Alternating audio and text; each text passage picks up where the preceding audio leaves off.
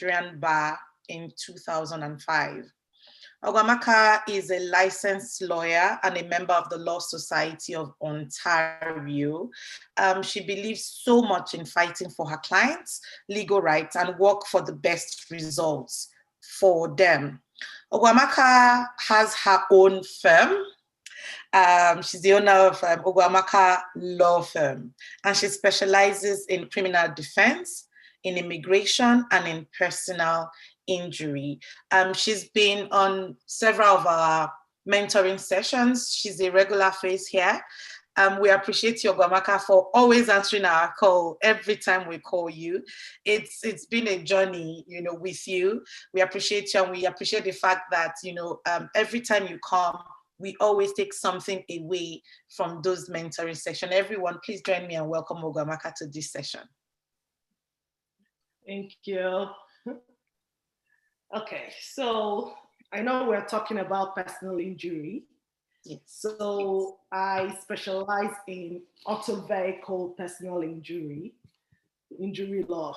It's really a lot of things to talk about. So I may only talk about the accident benefits part of it.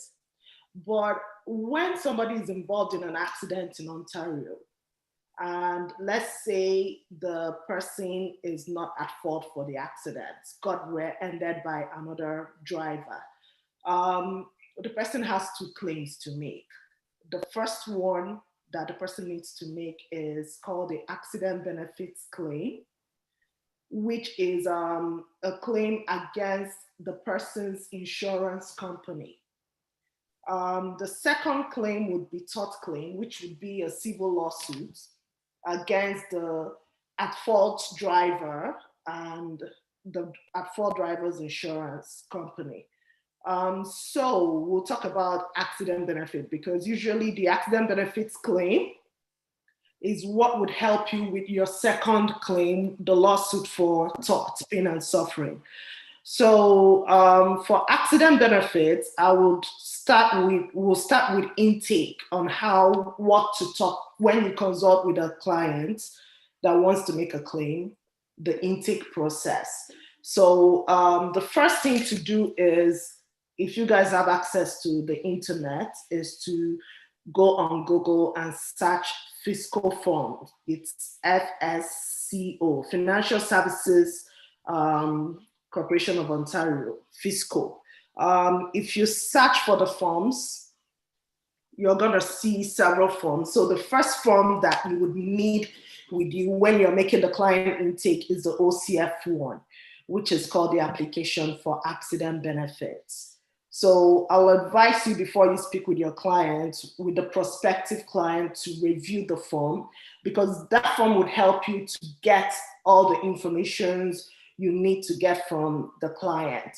So for accident benefits claim, what you're claiming for, it's called the first one would be income replacement benefit. So income replacement, okay, also the statutes that you have to rely on when making accident benefits claim is called the statutory accident benefits schedule. So for income replacement benefits, if you were working at the time of the accident and after the accident you're unable to perform your job, or because of the injuries you sustained from the accident, you're unable to go back to work, that is when you may be entitled to claim income replacement benefit. So Section 4 and Section 5 talked about income replacement benefit. Section 4 deals with is the interpretation section, and Section 5 deals with eligibility. So let's say you're eligible to get income replacement benefits. When you're claiming the income replacement benefits, you would need, after completing the OCF one, the application for income accident benefits, you would need two more forms.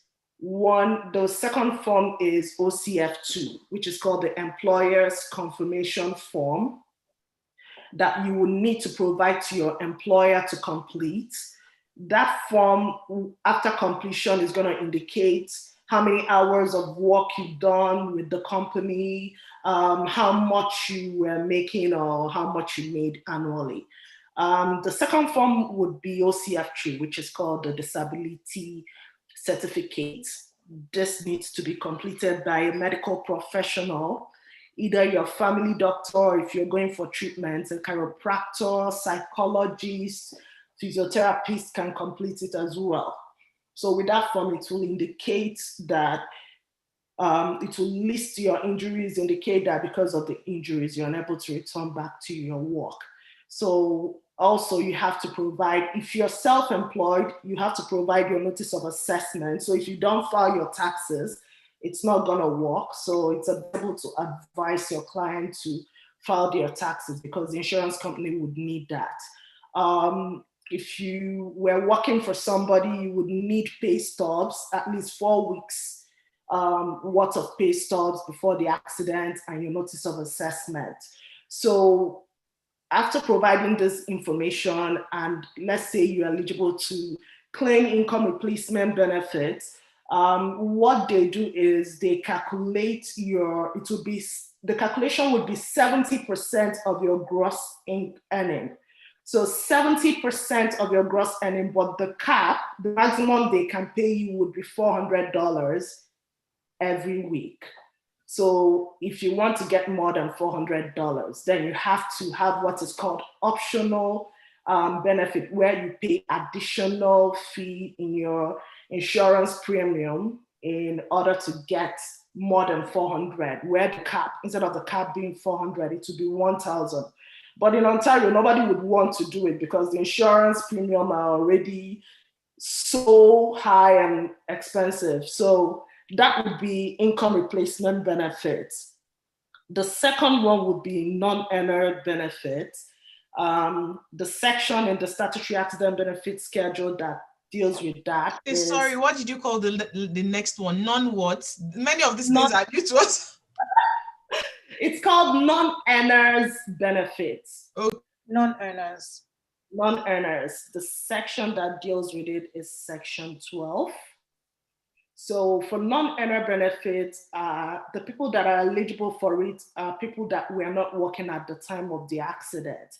And if they can show proof that due to the injuries they sustained from the motor vehicle accident, they suffer complete inability to carry on a normal life as a result of their injuries, then they will be eligible to get that. So the form that you would need would be the OCF3 again, which is the disability certificate, where a medical professional will need to complete it and also indicate there's a box where they will ask, are you unable to complete? Do you suffer complete inability to carry on a normal life? The medical professional will need to strike it off. So if you're eligible to get it, the maximum you can get would be $185 per week. And it cannot be payable for the first 4 weeks. For income replacement benefits, the income replacement benefit cannot be payable for the first 7 days. The next benefit would be caregiver benefits, which is section 13. If you are a caregiver and if you have dependents and you are unable to take care of those dependents as a result of your injuries, then you can claim that benefit. Another one is attendant care benefit. Attendant care benefit is if you're unable to perform because of your injury, to carry on your personal care, where as in taking your shower, combing your hair, taking care of yourself. If you're unable to do that, you can claim that attendant care benefits. There are processes in order to claim it. An occupational therapist, your lawyer would need to get an occupational therapist to carry out what is called Form 1, an assessment, create a report, and then send it to the insurance company. So let's start with the client intake. When a prospective client walks in and says, oh, I was involved in an accident, I want to make a claim. So you explain the benefits, the situation to the person. If the person is at fault, the only thing they can claim would be accident benefits claim. They cannot make a tort claim because they are at fault. And it's advisable to advise the person that the other person that was involved in the accident and was the basically wasn't the at fault driver may sue you within 2 years, because for the tort claim, the statute of limitation is 2 years. So during the client's intake, like I advised, it's advisable to go through the OCF1, this application for accident benefits. So how I start is, first of all, you have to get their IDs. I usually get their driver's license because the form would need the driver's license number. I also, if they have OHIP card, I usually ask for that, because when I'm requesting for medical records, I usually include the OHIP number to make it easier for the medical doctors or medical professionals to get the client's information. So I ask them how the accident happened. You take notes. When they are telling you how the accident happened, it's advisable to take notes because you have to include that in the form. You have to ask the location of the accident. If there is an intersection, indicate that as well, because you need to include it in the form. The time the accident happened, indicate that as well. The airbag deploy, was the police, were the police officers at the scene? If they were at the scene, sometimes they provide them with a police report. If not, they provide them with their badge numbers and their name. The reason why I ask this is you have to include it in the form as well. And in case you want to request for the police report, you need those information, the police officer's name, the badge number, the district or whatever, the police district or whatever. Once they've advised you of what happened at the accident and you've taken note of them, next thing is to ask what injuries they sustained, because you have to list the injuries when you're completing the OCF1. The client will list the injuries. Mostly they will talk about the physical injuries. Also, you can ask them about psychological as well. Psychological would be, are you having problems sleeping? These injuries you talked about, do you feel like you're depressed? So if they say yes, or they say, oh, I'm always afraid driving or somebody driving me, that is driving anxiety as well, which you would list. And then you would ask them, was the ambulance at the scene of the accident? If no, then that's it. If they say yes, were you taken by ambulance to the hospital? If they say yes, you request for the hospital's name, because it's advisable for this, because it will get to a point where you would request for the hospital records from the hospital. Then after that, you also have to ask the person if they have their own insurance. Usually there is what is called priority in making an insurance claim for accident benefits. So priority means if you have your own insurance, then you know, oh, this person has economical insurance, then you're going to make the claim to economical insurance. Also ask who the other driver is, the name, if the other driver provided your client with the policy, the pink slip that will have the insurance information, driver's license. This is needed if you're gonna make a tort claim. You would need this when you're making the tort claim. So if your client has an insurance already, policy, it's easy, you know who you're gonna make the claim against.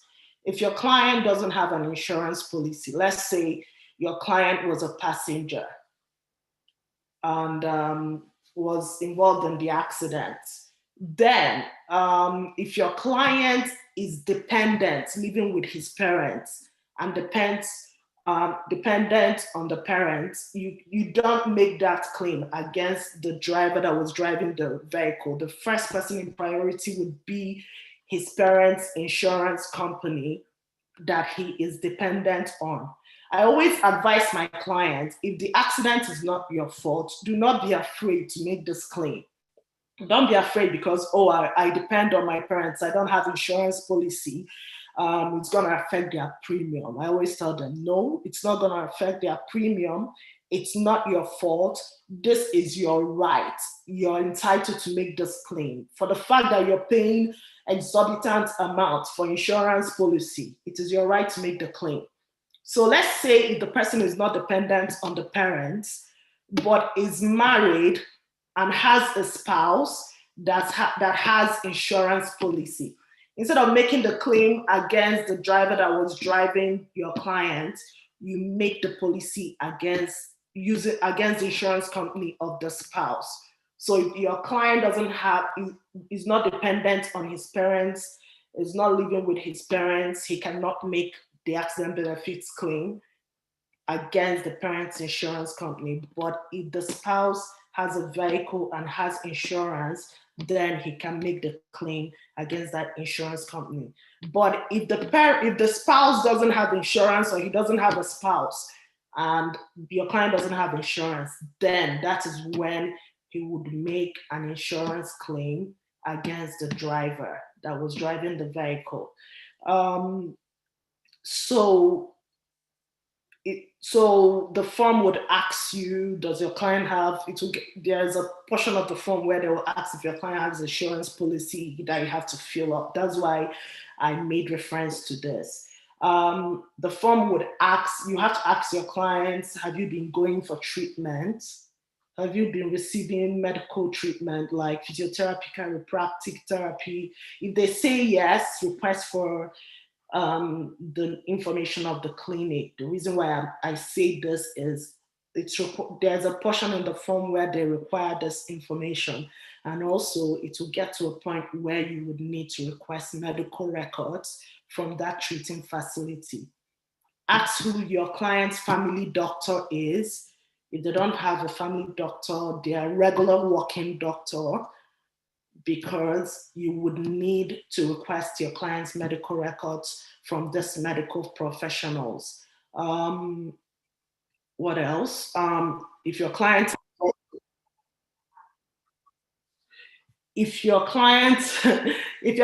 is working, then you ask your client the name of the company he's working at, because you need to provide that information in the OCF one. How many hours he works, how much he makes weekly, annually.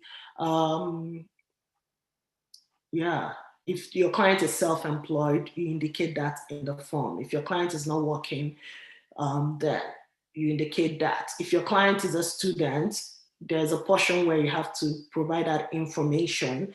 You have to ask your client if they have extended health benefits, like what do you call most of them? I'm trying to find.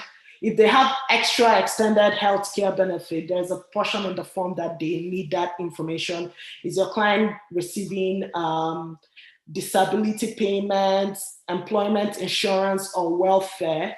There is a part of it that you need to indicate in the form. So once you complete the form, during that intake, let's say your client says, oh, I'm going to retain you, then you have to have a retainer agreement with your client. If it's just accident benefits claim that your client is eligible to make, you indicate it in the retainer agreement. If it's accident benefits and tort, you indicate it in the retainer agreement. For me, I indicate in the retainer agreement that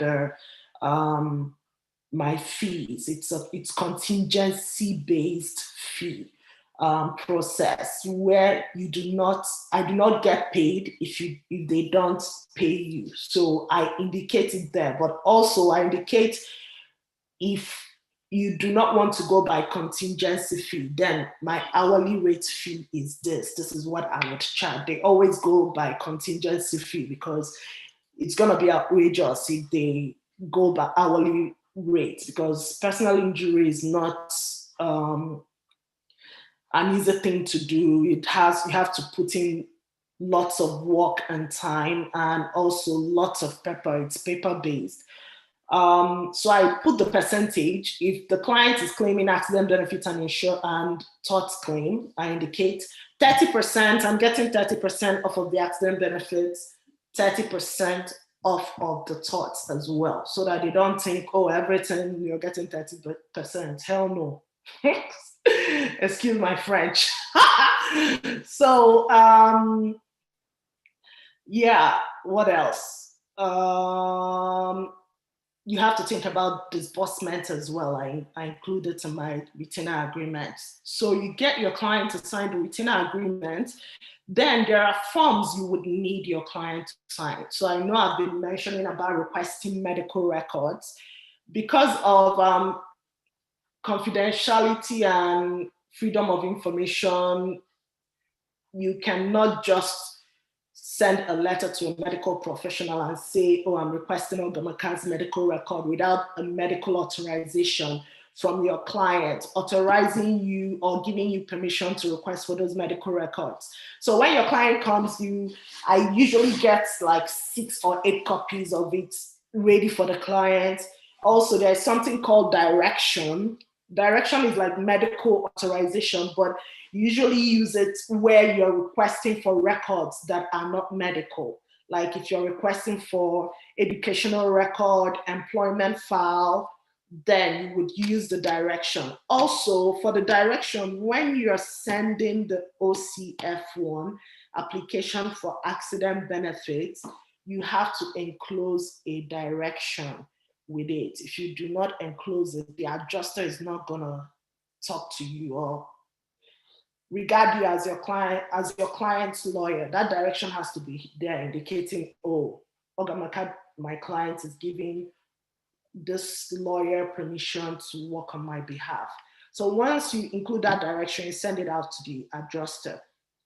Before you send the OCF1, you would not know who the adjuster would be. Sometimes the adjusters would be in communication with the client. So it would be easier for you where they must have sent emails to the client, the address is there, the name is there, the claim number is there, so it's easy. But where the adjuster has not been in contact with your client, then you have to call the insurance company and advise them, oh, I'm calling on behalf of this person, this is the policy number. They'll ask you what date did the accident happen, you indicate that. And I usually tell them I'm calling to know who the adjuster is. They'll provide me with the name of the adjuster. I'll ask for the mailing address. They'll provide me with that. They'll provide me, I usually ask for the fax number, phone number, and email address. With that information, that's the information I would use to send out my client's application for accident benefits. So now that I've sent out that application for accident benefits, now you start the hard part of, so usually with accident benefits, if somebody is involved in an accident, the insurance company, the default position they will put your client in is in the minor injury guideline. So with the minor injury guideline, it's just like they're saying that the injuries are minor and you're entitled to get only $3,500 in medical rehabilitation benefits. So for you to get your client out of the minor injury guideline, you would need to get medical records that would show that the injuries are serious. So I usually advise my clients, it's advisable for you to be going for treatment. Usually when they're involved in accidents and they see their family doctor always refer them to go for medical rehabilitation treatments. So once they are going for the treatment, I'll advise them to be going for treatment on a regular basis. I'll advise them to be seeing their family doctors on a regular basis. If you see your doctor once a month, the insurance company would be like, oh, for the fact that, because the insurance company would always find a way to avoid responsibility, notwithstanding that they're charging us a whole lot of money for insurance monthly premium. Whenever people are involved in accidents, they always find a way to avoid liability. So I tell them, always see your doctors on a regular basis. Always talk about the accident. Usually when you see your doctors, they always make notes of your complaints to them. So they always make notes. It will get to a point where I would request for the medical records, and the medical records would show, oh, so and so person has been complaining about the back, the neck, the leg, this, blah, blah, blah. And when your client keeps complaining about the particular, your leg, your back, I'm having problems sleeping, I'm depressed, I'm this and that, I always tell them, try and speak to your doctor and see if your doctor can refer you to a professional. Sometimes they do refer the clients to professionals. So I make efforts to try to get the client out of the minor injury guideline, because if you get your client out of the minor injury guideline, then they'll, instead of getting $3,500 in medical rehabilitation benefit, because if they are stuck in the minor injury guideline, it will get to a point where they would refuse to be paying for treatments once they exhaust the $3,500. So in order for you to get your client out of the minor injury guideline, you have to start requesting for medical records. You have to also talk to your client. Have you been involved in an accident before? Yes, I've been involved in an accident. What year? Oh, in 2016. What injuries did you sustain? Oh, my leg, my back. Oh, you sustained back injuries then. When you had that accident, did you ever speak to your medical doctor? Yeah, what's the name of the doctor? And if your client after this new accident is still complaining about the back, then there is a pre-existing medical condition that has been aggravated by the new accident. So whenever there is a pre-existing medical condition and that pre-existing medical condition has been aggravated, the adjuster is supposed to take your client out of the minor injury guideline. Or if your client has serious injuries, or if your client has psychological injuries and have been pre-existing psychological injuries, that can also help to take your client out of the minor injury guideline. If there is concussion, even if your client doesn't have pre-existing injury, if your client has concussion and there is medical record or medical evidence that shows that, that would help to take your client out of the minor injury guideline. I've had 2 clients. I've had one that was complaining, oh, headache, and I requested the medical records from the family doctor. Usually when I'm requesting medical records, I request 3 years prior to the accident. So I requested the medical records and it showed that the doctor indicated, oh, that it seems like she has concussion from accident because she's been complaining about headache. And I sent the medical records to the insurance company. I indicated my client on page blah, blah, blah of the medical records. My client has, the family doctor indicated that she has concussion. Concussion cannot be treated under the minor injury guideline. For my client to have full recovery, I respectfully request to take my client out of the minor injury guideline. And she was taken out of the minor injury guideline. I had another one, medical record. He's been complaining about headache. Medical record from the family doctor indicated concussion, did the same thing. But usually insurance company, before they take your client out of, we call it MIG, out of the MIG, they have the option to outrightly take your client out of the MIG, or they have an option to conduct an insurance examination with their own specialist to see your client, talk to your client, and carry out an assessment where they will create a report. And then the report will now indicate either, oh, your client is lying or whatever. They don't say it outrightly, but, or your client is being truthful. This person, and also after reviewing the records, that this person sustained concussion. That client of mine was taken out of the minor injury guideline. So I'll advise you to talk to your client and advise your client to be going for treatment, to be seeing the doctor on a regular basis. I always tell them, see your doctor at least 3 times in a month.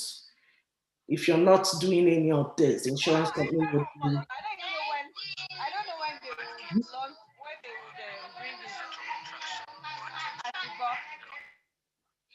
So I'll advise you to, if your client is not doing any of this, going for treatment or seeing their family doctors on a regular, it will come to a point where insurance company would want to talk about settlement. So the law is the two parties cannot discuss settlement until 1 year of the anniversary of the 1 year anniversary of the motor vehicle accident. Even after that 1 year, they may not talk about settlement, but if your client is not going for treatment and it comes to the point where they want to talk about settlement, you're not going to be in a better negotiation position when it gets to that point. If you're saying, oh, I want 30,000, they'll be like 30,000, but your client's medical record shows your client has not been going for treatment. The injuries have resolved. We are giving you 3,000 and all that. So, so after you send the OCF form, the next thing I usually do is start requesting for the medical record. So during my client intake, I've already gotten my client to sign some forms, which is the medical authorization form. So I'll get like 6 or 8 of them and tell my client to sign it. Do not date it, just sign it. I'll explain to them. I'll just put this in the, because sometimes they'll be like, oh, why are you getting me to sign this? I explain to them. I use them to request your medical records. I don't want a situation where when I want to request the medical records, I'll call you to come to my office. You wouldn't want that. It's gonna inconvenience you, and they sign it. So then the next thing I'll do is there's also a form because you have to request the OHIP summary. OHIP summary will list, if I'm requesting it 3 years prior to the date of the accident, it will, once I get it, it's gonna list all the medical professionals your client has seen for the past 3 years until the date of the accident. So it will also help you to see if you're looking at it and she saw the accident was in 2020 and your client saw a psychologist in 2016, you'd be like, oh, that would be helpful. And you speak with your client. When did you see this person? Oh, it was psychological, which would help you. You can request the medical records of that doctor to get your client out of the MIG. So I get my clients to sign the OHIP authorization. So OHIP, they have their own authorization you can download from their website. I usually get them to sign too because it will get to a point where you would request updated OHIP record, so OHIP summary.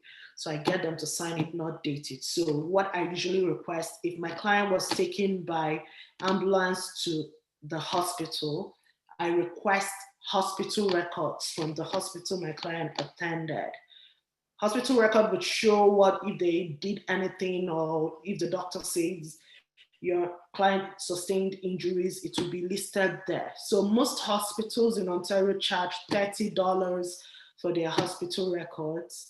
I enclose with my letter $30 check.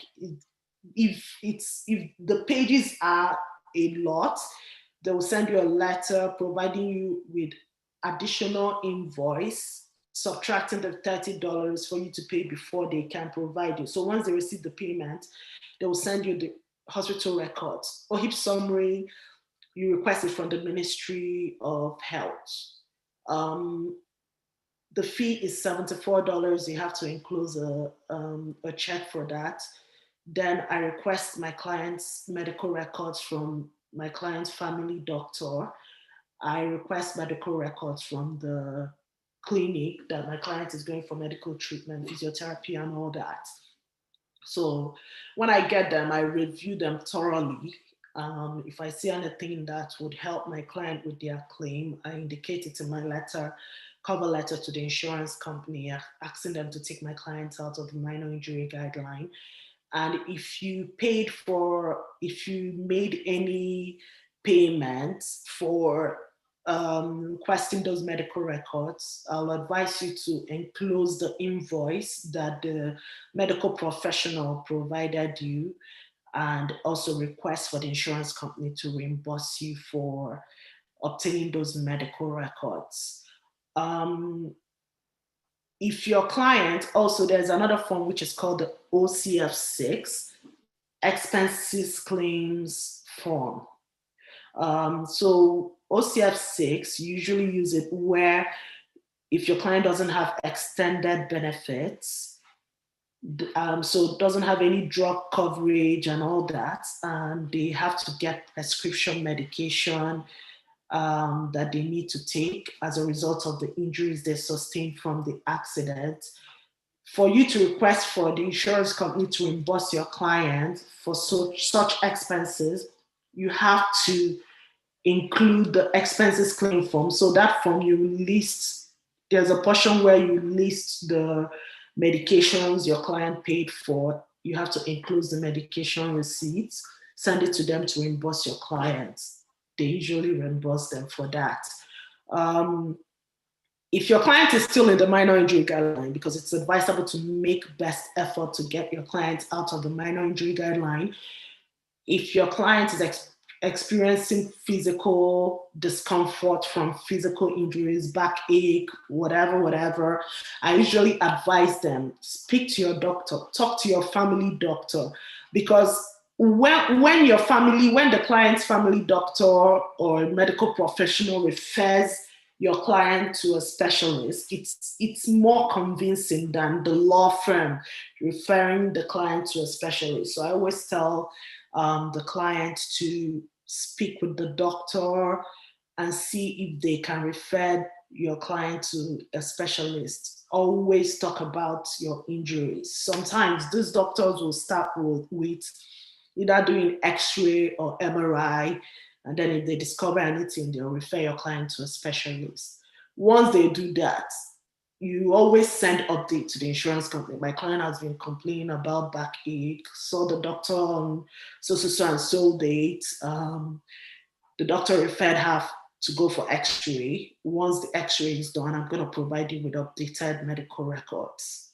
If they find out that, oh, there's a torn, a disc has shifted or torn, whatever, that would help you. You would ask for them to take your client out of the minor injury guideline. If your client is having problems sleeping, I usually advise them, talk to your doctor and see if they can prescribe you sleeping medication. If they prescribe you sleeping medication, even if you don't want to take it, it's in the medical record that you were prescribed sleeping medication. That would help to take you out of the minor injury guideline on psychological basis.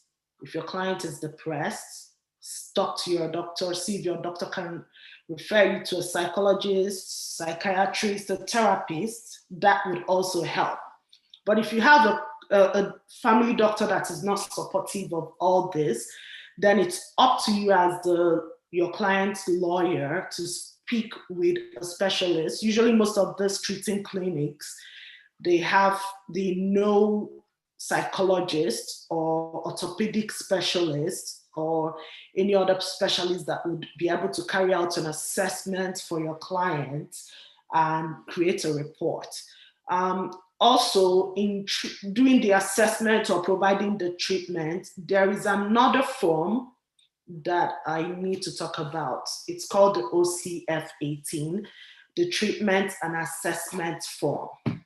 So with the treatment and assessment form, the way it works is if any treating facility is providing treatment to your client. So it's advisable when your client is going for treatment, physiotherapy, chiro, psychology, blah, blah, blah, make sure that clinic works with people that are involved in motor vehicle accident, because they need to know how the process works. So the process is, before they can provide treatment to your client, they have to complete this OCF 18 form. It's on the physical website. They have to complete the OCF 18 form. With the OCF 18, they would list the kind of injury. Are you providing chiropractic injury? How many sessions? 10 sessions for $2,000. They will list it there, and they have to complete it and send it to the insurance company for pre-approval before they can provide treatment. If your clinic starts providing treatment without creating it, the adjuster, they always find a way to not pay for anything. They'll be like, oh, your client did not go through the process. Because once they create that OCF 18, now it's up to the insurance company to approve it or not to approve it. if your client is in the minor injury guideline and they have exhausted the $3,500 that they are qualified to get, they will deny it. Or if the treatment plan is for 2,500 and your client has only 500 left, they will pre-approve it for, partially approve it for only 500 and not pay the other 200. And once they provide treatment, they have to send an invoice to the insurance company through a process. It's like a software or whatever that they call HCI. That's why I said it's advisable to go with a clinic that deals with motor vehicle accident, because they know how the process works. So let's say you get a medical professional, psychologist or orthopedic doctor, because your client's family doctor wasn't supportive in referring your client to a specialist, and you get your own specialist. Your own specialist will call your client in for an assessment, but they will assess your client and then they will now create a treatment plan where they would need to do the main assessments. So that treatment plan, OCF 18, would indicate how much their assessment would be, and then send it to the insurance company. Sometimes the insurance company will be like, no, we're not approving it. If you're on a good standing with the treating facility, it's advisable to tell them, do you know what? Go ahead with this assessment. If you can provide it, if you have good standing with treating facilities, provide it on credit. I would protect your account. I'll protect your account in the sense that when it comes to settlement, I'm gonna include your account if there's anything outstanding. I'll protect your account in the sense that I'm gonna appeal this denial. Appeal it at the license and appeal tribunal. Because if they deny it and you say, oh, okay, they denied it, I'm gonna leave it, then it's not gonna help with your case. So you appeal it at the license appeal tribunal. Before it was, the appeal was through FSCO, Financial Services Commission of Ontario, but now they moved it to License and Appeal Tribunal. Before, with FSCO, you have to start with mediation. And mediation, adjusters were able to attend the mediation, but now with License Appeal Tribunal, adjusters cannot do it anymore. They would have to retain lawyers, and this is not what they want, because personal injury defense lawyers charge a whole lot of fee when they represent insurance company, and they charge hourly rate. So if you appeal it, or if you send a letter to them telling them, oh, you deny this benefit, I'm giving you guys 2 weeks to approve it because my client's injuries cannot be resolved under the minor injury guideline. If you don't approve it, then I'm gonna appeal it. That would make them to sit up and say, oh, wait, let's see if we can approve it, because they don't want to pay that amount of money to retain a lawyer to defend them. Yeah, so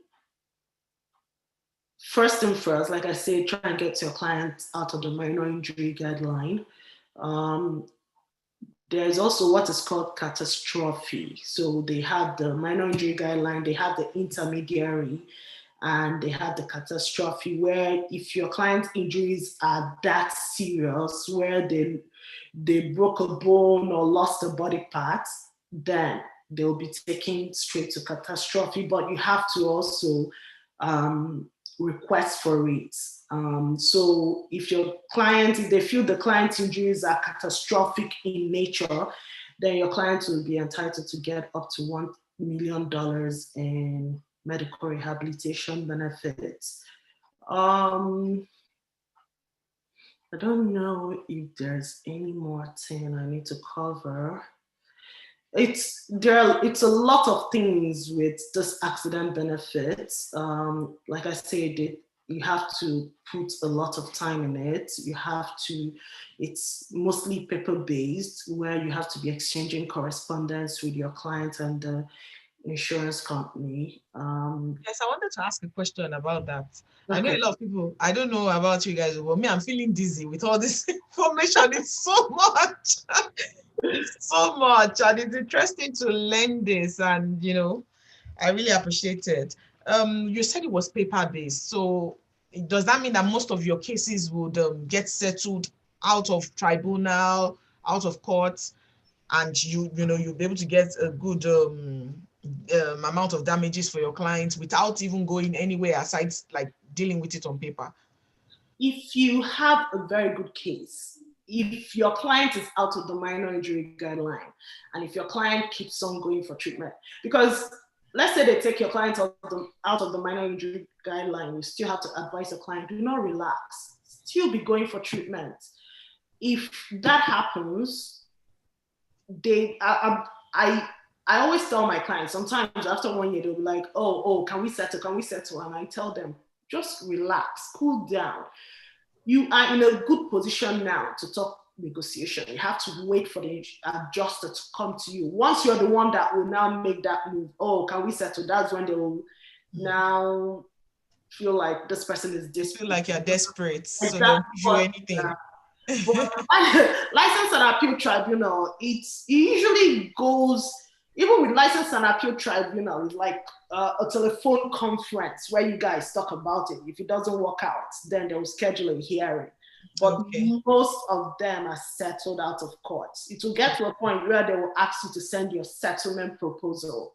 That's when you now Very interesting. your settlement proposal. Yeah. Also, you mentioned, speaking to doctors and everything. I just started thinking, oh my God, you're not even just dealing with your legal professionals, your colleagues. You're dealing with a lot of other professionals in different areas. How is that? How does that, does it get tough sometimes for you? Maybe they don't really understand how important something has to get to you as fast as possible, or how does it work? Are they up to date as to how even auto insurance accidents work? For the clinics where they go for treatment, like the ones I've dealt with, I've not had any issues with them, because they also want their money, right? They want their money in providing the treatment to the client. And if I need anything from them, I tell them. And they will be happy if you take your client out of the minor injury guideline, because instead of them being restricted to providing treatment for only 3,500, it's going to be more. So I don't really have issues with them. But for medical professionals, the only issue is they want you to pay them for them to release the medical records, right? But even if you spend money in releasing the medical records, insurance company will still reimburse you. I don't know if I answered your question. But I'm going to put it back on. Hi, Ogo. We have a few questions from the Zoom chat. Okay. Yeah, so some of the questions, if you'd like me to read them out, or would you like to read them yourself and see? Because someone is asking if the medical benefit is separate from the settlement after 1 year. Sorry, I didn't get that. If medical benefit is separate from the settlement after 1 year. And the second part of the question is, can the lawyer get a contingency out of the medical benefit? So 2 questions. Is the medical benefit separate from the settlement after 1 year? And then can the lawyer get a contingency out of the... So I suppose what the person is asking is, are you waiting till after 1 year settlement for the lawyer to get paid? Yes, you have to wait till after 1 year. Personal injury practice, it takes time for the file to settle. Sometimes it takes more than a year for the file to settle. That's why I also do criminal defense and immigration. But will it be worth it at the end? Like after settling, will it really be worth it? Like at the end, will it cover the long amount of time that you have to wait to get that amount? If you have a very good file, it would be worth it. Because can you give us like an hypothetical example? Because I know that my colleagues too, they are thinking that, let's hear this in money digits. Like how much will it's worth it, because let's say your client has accident benefits claim. Your client is not the at-fault driver for the accident, has accident benefits claim to make, and then has the tort claim to make. And your client is out of the minor injury guideline, meaning your client has up to $65,000 in medical benefits for medical rehabilitation benefits. When you're talking settlement, for this kind of client, I don't go beyond like 20 grand for the settlements. I go like 25, 30, even if it's that serious, 40. And one thing with settlement proposal is when you're doing the settlement proposal, you have to justify all the amounts you're requesting for. You have to, if it's income replacement benefits, if your client is claiming income replacement or non-earner benefits, you have to include it there. If your client is going for physiotherapy or chiropractic, psychological, you include if there's outstanding or if there, and then you also include future medical benefits, future medical treatment. So let's say your file settles for, I always say aim higher in order to get, if you're asking for 30 grand, aim for 40 in order to get to that ballpark. And then you get your 30% off of it, and then you get your disbursement. You still have the third file. And third files settle more than accident benefits. You can get more than 30,000 or 40,000, it settles more. It takes a whole lot of work to work on the personal injury file and to get it out of the minor injury guideline. Once it's out of the minor injury guideline, you have better chances of making money out of it. Thank you for putting things in perspective. I'm sure some people will not mind that weight. You're welcome. Okay, Ogwamaka, thank you for that. But the person is still asking the same question. Like, is it different from medical rehabilitation benefits from accident benefits? Yes. So it's not different because everything is jumbled in accident benefit. Like I said, accident benefit includes income replacement benefits, non-earner benefit, medical rehabilitation benefits, caregiver, attendant care. So everything there is under accident benefits. So when you are settling the file, you're settling everything. Your contingency base, the 30%, or if you're asking for 35, would be in there. So any amount your client gets from it, you're getting your percentage, your contingency. Then if your client has a tort claim, pain and suffering civil lawsuit against the at-fault driver, you also get, if it settles, you also get your 30% or 35%, your contingency-based percentage out of it. Fantastic. Thank you very much for that. Someone was asking if you would also be talking about insurance tort claim. And the answer is no, not today. We have to call Ogwamaka back to discuss the insurance tort claim. So and the next question here is, we'll be having I'm telling you. So the next question is, if the not at fault party dies during the accident, what sort of claims can be made on his or her behalf? So if the not at fault person dies, it's usually you're suing the person for what happened during the accident. So also usually with this kind of claim, if they have insurance, it's their insurance company that will defend. But where the problem would be is if the person doesn't have insurance. Now you're suing that person out of the person's pocket for it. So if the person is dead before you make that claim, there's gonna be an issue if they don't have insurance at the time of the accident. But if they have insurance at the time of the accident, the insurance company is gonna,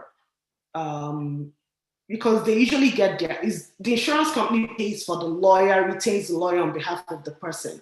So if you are at fault for the accident and you get the statement of claim, the estate would get it. The person's estate, if the person is dead, would get it.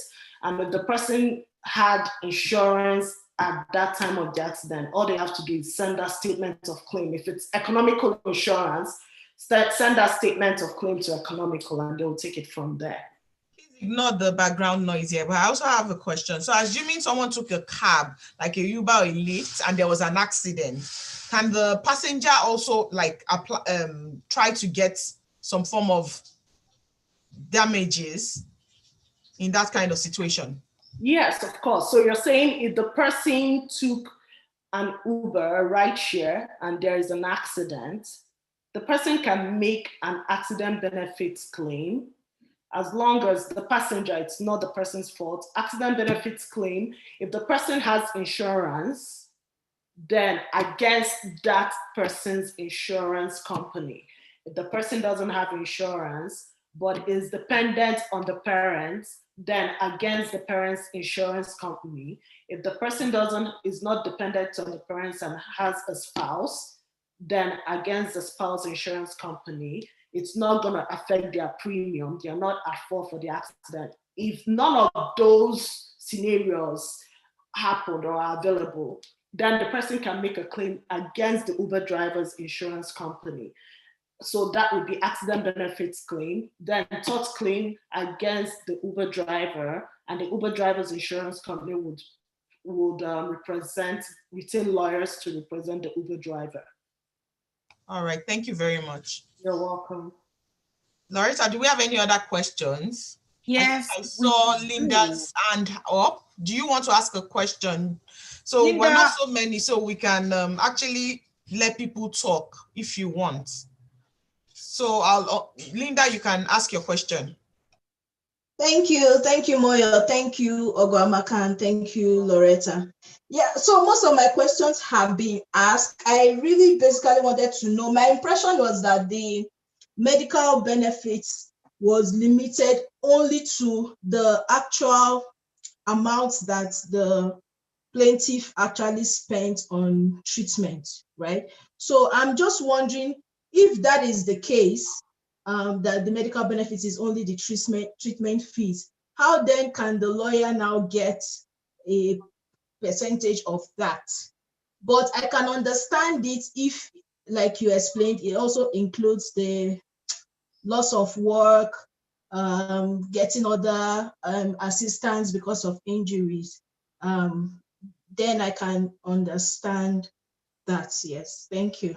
But you're welcome, but if the person, because you get clients that are involved in the accident and they still go back to work, right? It would help with your case if they don't go back to work, but they still go back to work. They are working even with the injuries, the pain that they are going through, because they don't want to be financially limited or have financial difficulty, they still return back to work. Then it will only be medical rehabilitation benefits. You still work on the file. You still try and get your client out of the minor injury guideline. You still advise your client to be going to the for treatment.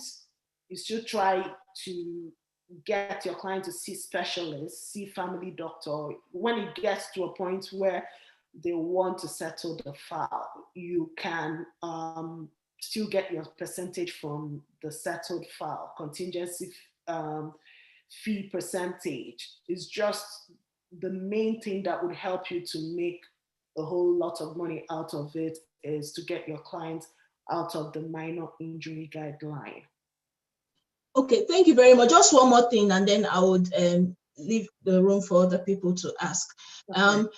I am asking this because I currently work as a paralegal with an insurance company. So when you talk about settlements, what I have seen, and I do a lot of the medical reviews. Oh, that reminds me, let me quickly emphasize again the importance of having the plaintiff continuously go to see the medical practitioner, because it's one of the key things that we look at in the medical review. Another thing I would like to do is, to the extent that is possible, try to limit the number of pre-accident medical records, or the years of pre-accident medical records that you provide to the insurance company. Because if you can limit it to maybe 2 or 3 years pre-accident, it's a lot easier on the plaintiff case than if you leave it open-ended and then go and the insurance company goes as far back as like 10 years medical records. So a lot of things could come up in that. But that aside, when it comes to settlement, what I'm used to seeing is the at-fault insurance company, at-fault drivers insurance company making the settlement offer. Is it also the case that the non-fault drivers insurance company also makes a settlement offer? My impression is that they are only there to help to provide the funds to help you like rehabilitate, pay medical treatment, take care of loss of income and all of those things. Do they also make a settlement offer based on the accident benefit claim, in addition to the thought offer that the at-fault insurance company will also make? So I don't get the part where you said at fault insurance company. So are you trying to say that if I am at fault for an accident and I make an accident benefits claim, that when it comes to settlement, it's always the insurance company that reaches out requesting for the lawyer to send the settlement proposal?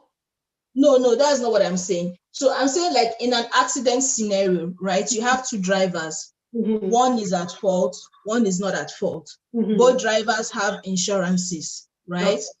So if you are not the one at fault, let's say you are the plaintiff, you are not at fault. Mm-hmm. So you make your accident benefit claims to your own insurance company, mm-hmm. right? Mm-hmm. Now, at the end, does your own insurance company also offer settlement?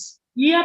So for accident benefits claim, they always do. Even if you're at fault or not, they always reach out to the lawyer to settle the file. They cannot do settlement talk or talk about settlement until 1 year anniversary of the accident. So they always do, even if you're at fault or not.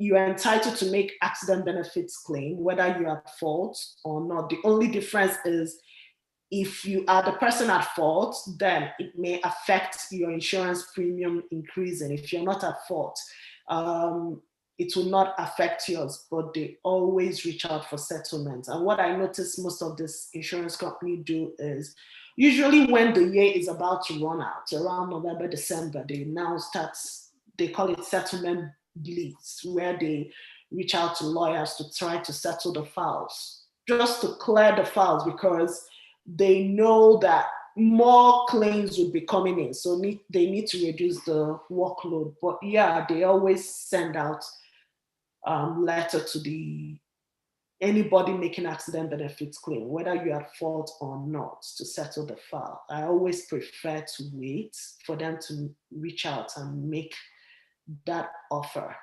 The only time the file would be ongoing is when they make a reasonable settlement amount to close the file and the client refuses. Then the file will be going for treatment.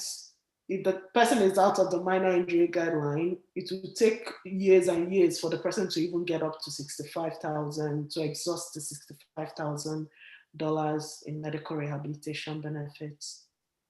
Oh, okay. So trying to understand the rationale for the settlement that your own company would make, right? So is not in the nature of damages like you would expect from the insurance company for the at-fault driver. It's just something to take care of your ongoing medical bills. For future medical benefits, yeah.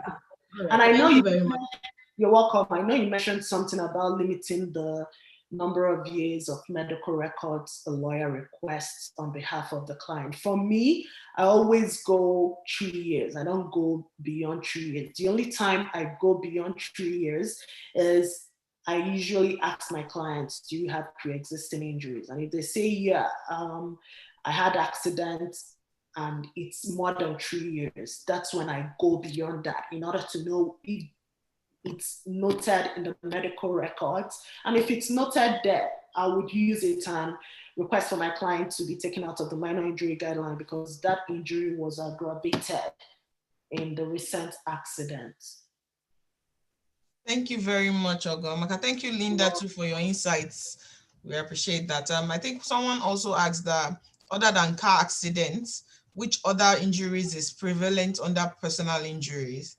They have slip and fall. I have one slip and fall file that I'm working on. Yeah. That will probably increase during winter, especially because of the snow. And this one is snow too. Yeah, it's snow.